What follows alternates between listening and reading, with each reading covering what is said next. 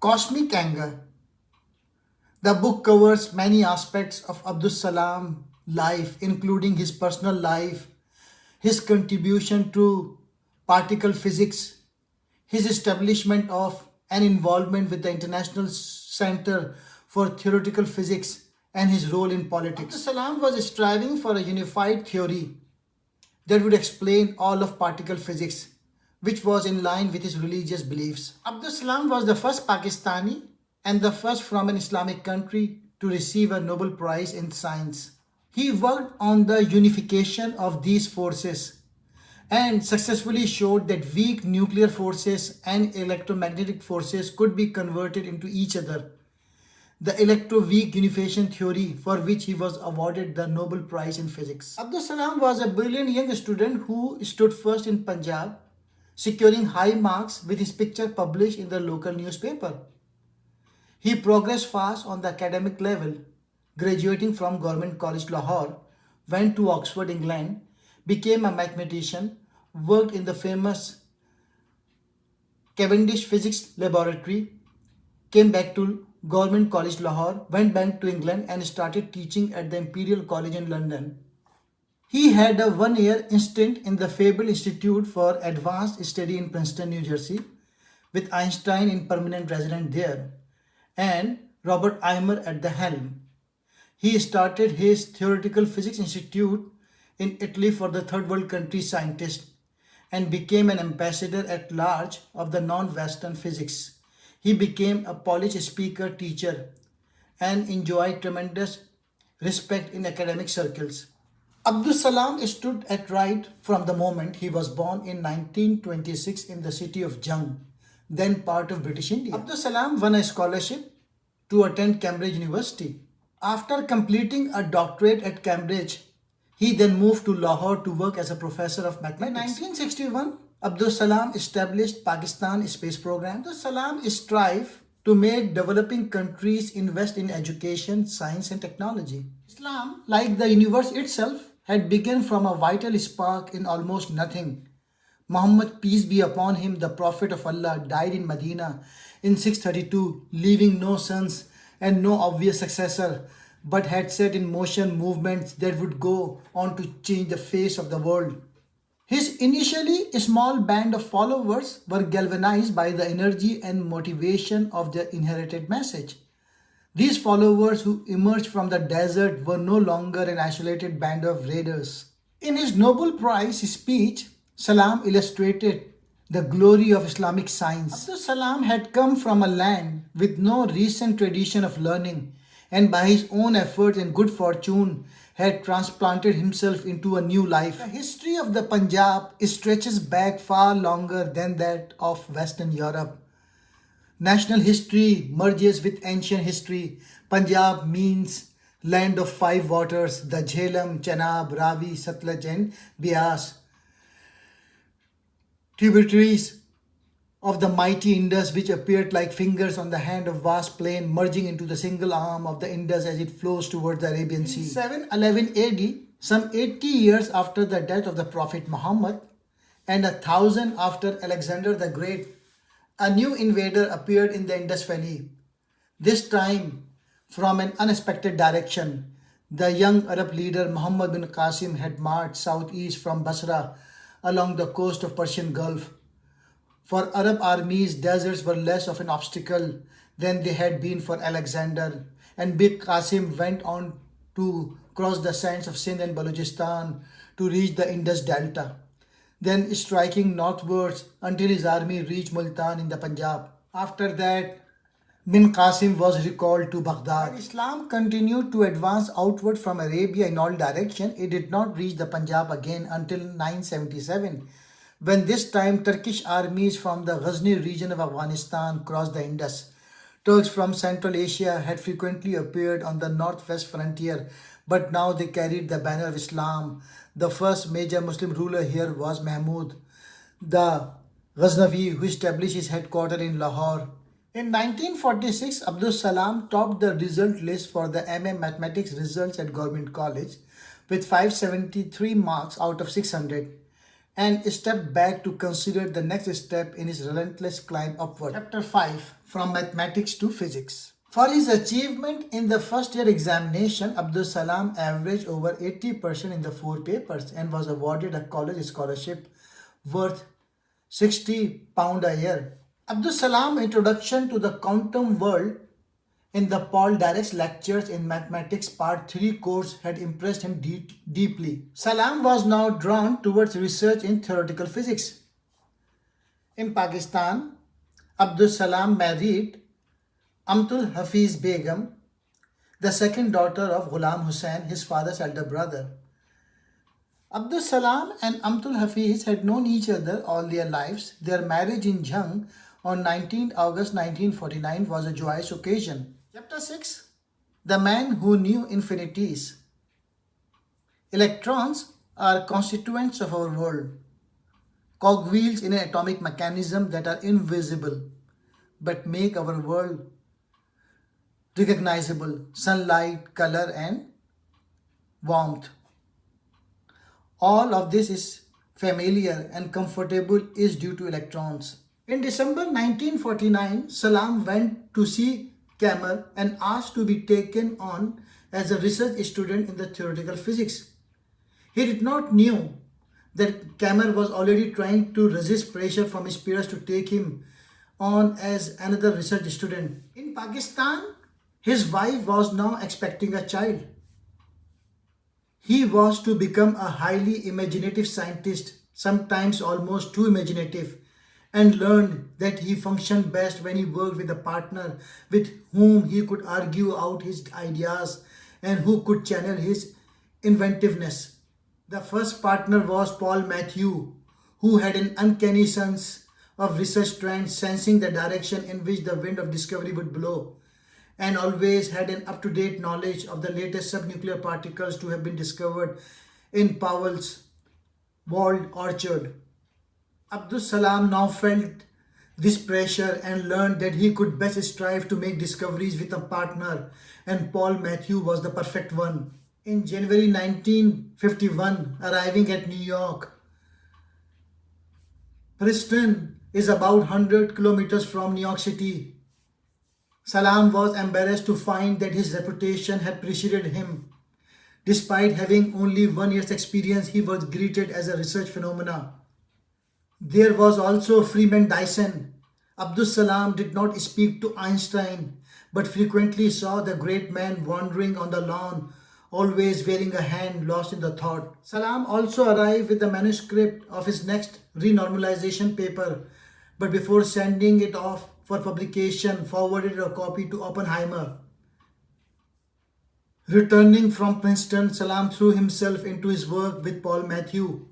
Although a research fellow at the Institute for Advanced Study, Salam was still a Cambridge research student and Matthew was technically his research supervisor. Salam saw his daughter for the first time in the autumn of 1951 when he returned to the Punjab to become professor of mathematics at Government College. The syllabus in Lahore had yet to feel the full impact of 20th century scientific advance. Quantum mechanics was still considered outlandish rumor rather than knowledge. Abdus Salam suggested an evening course in modern quantum theory outside the standard curriculum. After about 3 lectures, only 2 students remained, the twin brothers Riazuddin and Fayauddin. With such a dismal attendance, Abdus Salam stopped giving the course. In Cambridge and Princeton, Salam had learned how to construct new theories and hoped that he would be able to build fresh one in Pakistan. It needed talent, which he had, and supply of paper and pencils from Government College, but he soon discovered that it also needs something else, which Pakistan could not supply. After the heady intellectual atmosphere of Princeton, working alongside the best minds in the world, and with a hotline to who was discovering what, even his return to Cambridge and the rose gardens of St. John's had been something of an anticlimax. Lahore was a world away from Cambridge, virtually untouched by 20th century science. Sirajuddin, the principal of Government College, told him sternly to forget about the research work he had done in Cambridge and Princeton. The principal, with a degree in English from Oxford, wanted good college people, stressing that Salam's main responsibility was to teach. In addition to teaching, Salam was expected to be a good college person, taking on extracurricular responsibilities. Sirajuddin offered him three alternatives: looking after the college finances, being warden of a hall of residence, or managing the college soccer team. Salam, never a sportsman, ironically chose the latter. The aimless gesture made his own disappointment. Sirajuddin's 1951 confidential report alleged Salam is not fit for Government College Lahore. He may be excellent for research, but not a good college man. In 1952, Abdus Salam persuaded the education department of the Punjab government to give him travel money and reappeared that summer at Cambridge, where he was now qualified to reside as a college fellow with a meager allowance. An intensely religious man, Abdus Salam saw in physics the revelation of Allah's design. Several talks he illustrated this with verse from the Holy Quran. You can see no flaw, no incongruity, no imperfection in the creation of the All-Merciful. Then look up once more. Do you see any flaw? Look again and yet again, and your gaze comes back dazzled. Surah 67, verse 3 and 4. Trying to probe the deepest levels of nature's working evokes such strong emotions of awe and mystery. Albert Einstein had also felt them. Chapter 8, Think of Something Better. Salam received his Nobel Prize in 1979 for contributions to the theory of the unified weak and electromagnetic interaction between elementary particles. Salam showed how electromagnetism is linked to another subatomic force, the weak nuclear interaction, much more subtle than electromagnetism. It acts deep inside the nucleus at the heart of the atom, yet it provides vital sparks without which the sun thermonuclear furnace would not ignite. Ayub Khan was a great supporter of Salam's vision for Pakistan, and Salam's writing reflected his own pride in his work for his country, helping a new nation belabored by difficulties to get on its feet. It is easy to get the impression that Salam was Ayub Khan's right-hand man. However, Ayub Khan's political autobiography, Friends Not Master, covering the period up to 1965, does not mention Salam. In March 1965, Salam accompanied the Pakistani president on an official visit to Beijing. There he inspected Chinese research reactors and lectured to the Chinese Academy of Sciences on recent researches. At that time, there were probably only a handful of people in China who understood such matters, and Salam's talk in front of 600 people was probably largely incomprehensible. In August of that year, Salam attended a meeting of Pakistan's premier scientists in the mountain of Sawat. Ayub Khan was there. Salam proposed a new order of priority in national science matters, with its role in defense prominent, followed by university science, medicine and public health, food and agriculture, irrigation and industry. The stern figure of Ayub Khan listened politely. May 1968 was a milestone month in Salam's life. At the same time as he was making his electroweak presentation to the Nobel Symposium in Gothenburg that would eventually stake his claim to the Nobel Prize, the institute was moving from Piazza Oberdan in the city center to its new proposed building home in Miramare. In June 1968, the new building was formally inaugurated, and the Italian cabinet hoisted the UN flag in front of the building. A major seminar marked the move. For 3 weeks, 300 of the world's leading experts in particle physics, condensed matter theory, astrophysics, relativity, plasma physics, cosmology, nuclear physics, quantum electronics, and biophysical lived together in an attempt to counter the continuing trend towards specialization and generate a new symbiosis in science. Salam gave a rambling talk on the fundamental theory of matter. Despite the publication of Salam's book, Renaissance of Sciences in Islamic Countries, there was no renaissance. Salam's imagination and enthusiasm continually exploded like a firework, but there were no Muslim equivalents of Sigvard and Paolo to run with these schemes and ensure the necessary local support for them to take root and flourish. To Salam's anguish, Islam and modern science remained largely irreconcilable. 12. Electroweak. After setting up his group at Imperial College, Salam had attained his intellectual cruising speed.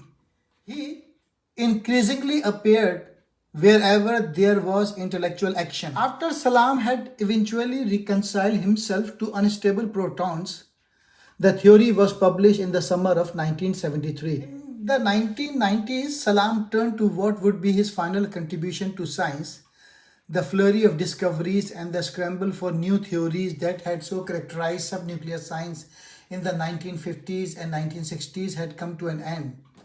Physically, he was weaker, but his imagination was still bright and needed a fresh focus.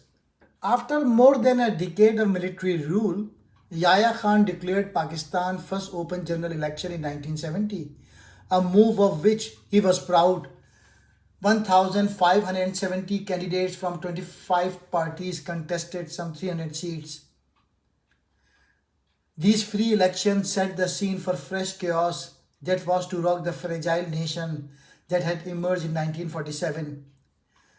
Bhutto's Pakistan People's Party secured 81 of the 138 parliamentary seats for West Pakistan, mainly in Sindh and the Punjab, while Sheikh Mujibur Rahman League won almost all the 162 seats in East Pakistan, with an overall majority under which, in theory, could have ruled the whole of Pakistan.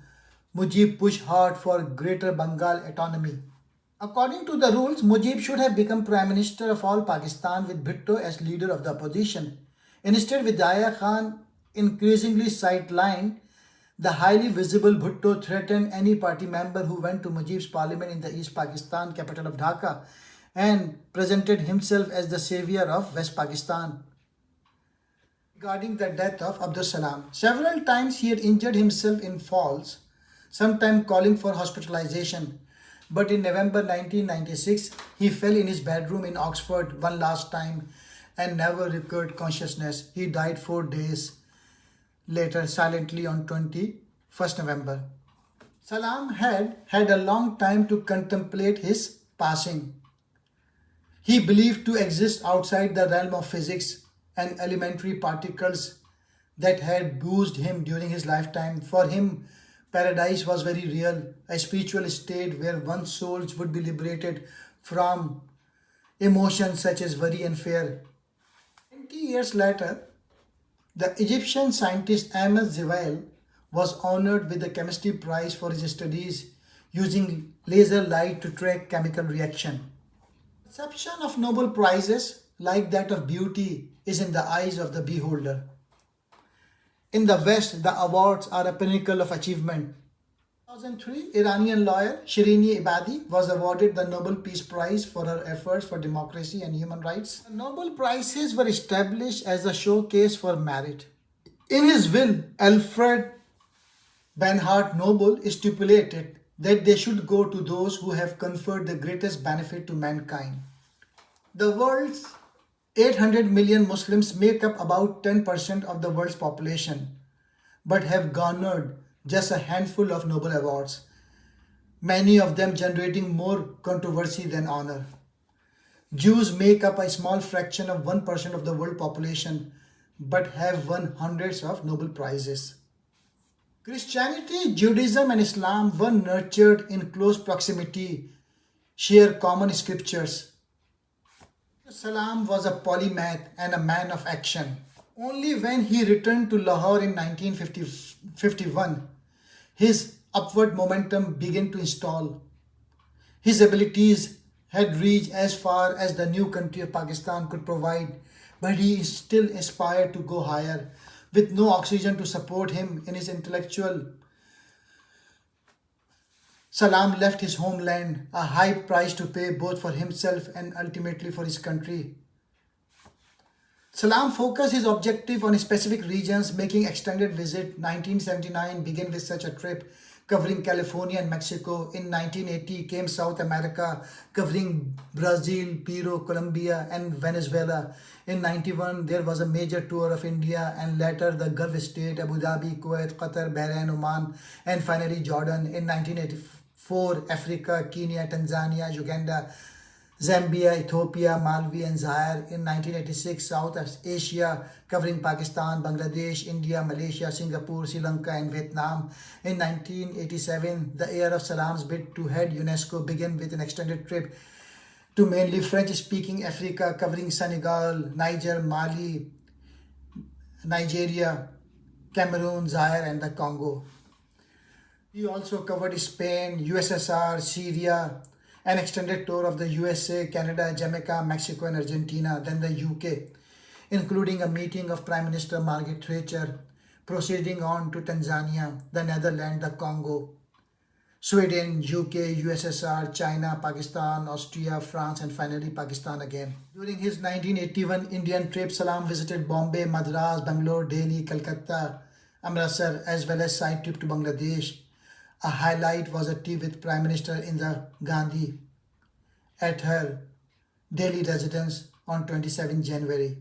Muhammad Abdus Salam was born on 29 January 1926 and died on 21st November 1996. He had two spouses, Amatul Hafiz Begum and Louis Johnson, and had 6 children.